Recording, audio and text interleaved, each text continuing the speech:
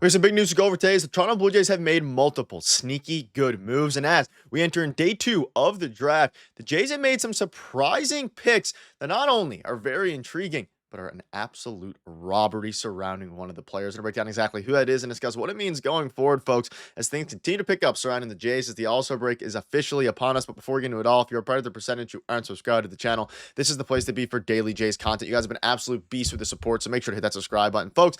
Jays made a few picks. I'm going to be covering multiple in this video. Of course, yesterday I spoke about JoJo Parker, a very interesting player. And the more I look at him, the more I like it. We'll have another video coming out on him soon, maybe later today.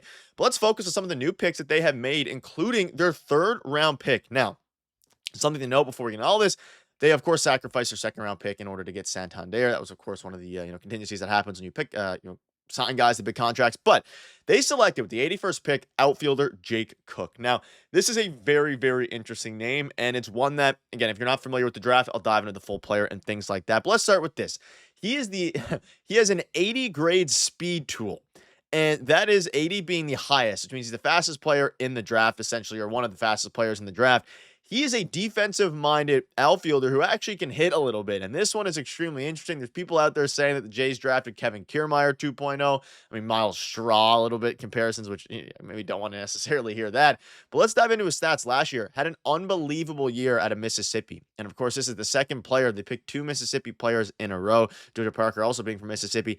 And 905 OPS, and the power isn't there, right? 3 home runs, 32 RBIs. He has very good bat-to-ball skills, a very good eye, great discipline, and is an elite defender, right? Elite defender with elite speed. This is a guy that you kind of, this one's 21 years old, so 3 years older than JoJo Parker. He's more, MLB ready than a lot of the other guys.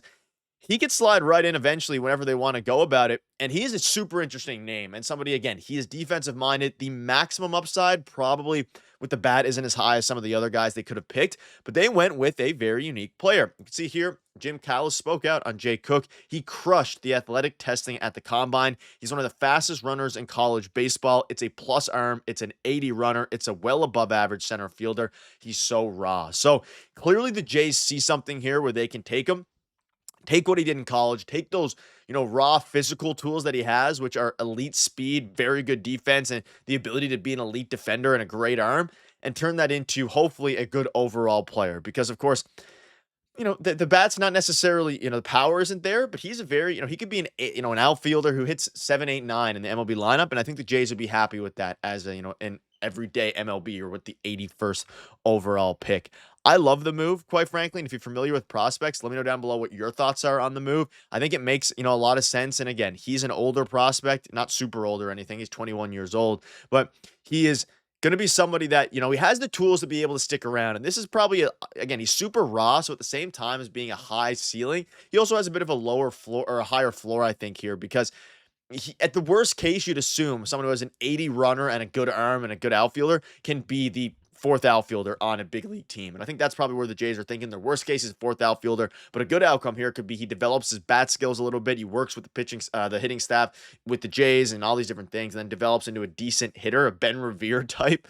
And again, someone who doesn't hit for power, but hits for a ton of contact. Not really the structure that you want to take in the modern day game, but it's something that I don't hate. And I actually really like this pick from the Toronto Blue Jays. And this one could end up being looked back on as a bit of a steal if they can go ahead and, course, convert his bat to ball skills. Let me know down below what your thoughts are on that. But let's dive into some of their other picks now. And this is breaking minutes ago as well. But again, let me know if you're familiar with Jay Cook, what your thoughts are on the player. A very unique one at that, and someone who absolutely crushed both the physical profiles and crushed pitching last year in college. Now, let's dive into Micah Bucknam. So with the 4th pick, I believe I'm pronouncing that right. Could be Bucknam. I'm pretty sure it's Micah Bucknam. But let me know down below.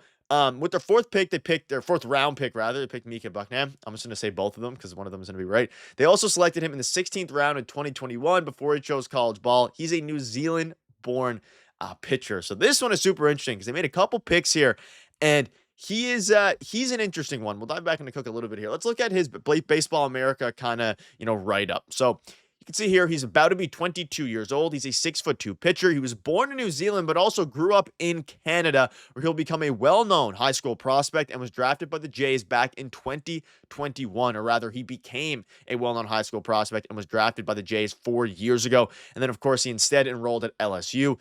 was interesting. Appeared in a lot of relief appearances at LSU. He's 6'1". He has a pretty good fastball, 94 mile per hour fastball, can touch 96, 97, and shows more carry now with less run than earlier in his amateur career. So an interesting arsenal, a decent fastball. Again, not an electric one. And they obviously went with, towards the tail end of the draft, we'll dive into somebody else. They went with more of a pitcher focused, like towards the end of the draft. They obviously picked two position players, up front here in Jake Cook and JoJo Parker. Most people thought they were going to pick Jamie Arnold with their 8th overall pick. The lefty, who, was pretty good, velocity a little bit down.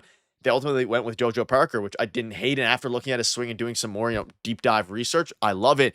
For Micah Bucknam, it's an interesting one, right? Because at this point, again, with the 323rd overall pick, whatever it ends up being, he is not going to be somebody who is going to come on super, super quickly, but he has the abilities and has the raw tools to, to be someone who's decent. Again, these picks kind of towards the tail end become a little bit more interesting. His fastball has touched 96. He has a very hard slider. It's in the upper 80s, and then he also has a slow curveball and a changeup. So he's a 4 to 5 pitch mix.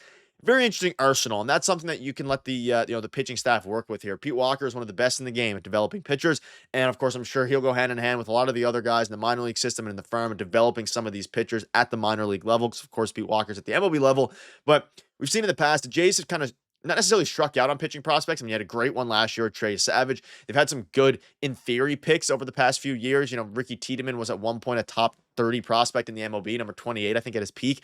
They've been dealing with a lot of injuries there, so it kind of makes sense as to why they're maybe shying away a little bit from the pitching prospects in the upper echelon of their picks, but a very interesting one there. They also picked up another guy in Tim Placentin.